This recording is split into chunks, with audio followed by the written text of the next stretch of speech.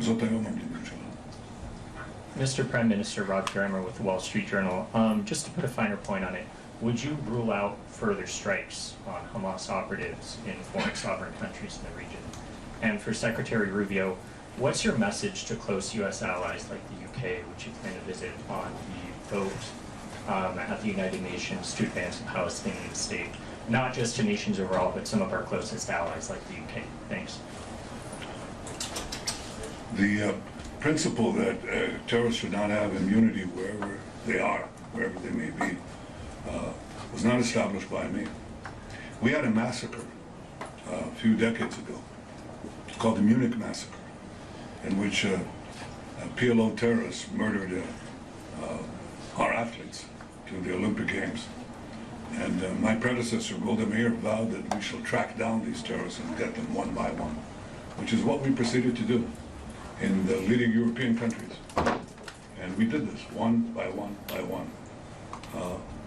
I didn't hear a great cry of wrongdoing to these countries.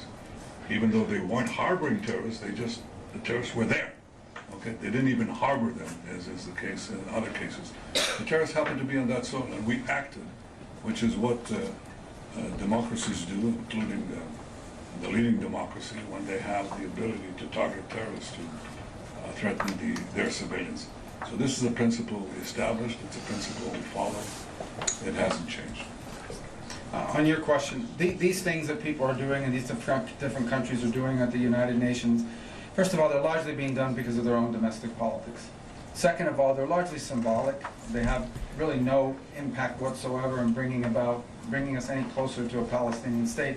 The only impact they actually have is it makes Hamas feel more emboldened.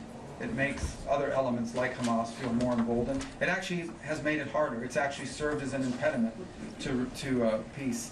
In the past, we have seen when these statements have come out, you know, maybe there's a negotiation going on, maybe you think you've actually made some progress on getting some hostages released or an end to the war, and then these things come out, and all of a sudden these groups back off. In many cases, walk away. Hamas has walked away from agreements that they actually had tacitly agreed to, but then they see the sort of international support they believe they're getting as and they walk away from it. So we've warned of two things. One, it actually makes it harder to negotiate when those negotiations were occurring, and because it emboldens these groups.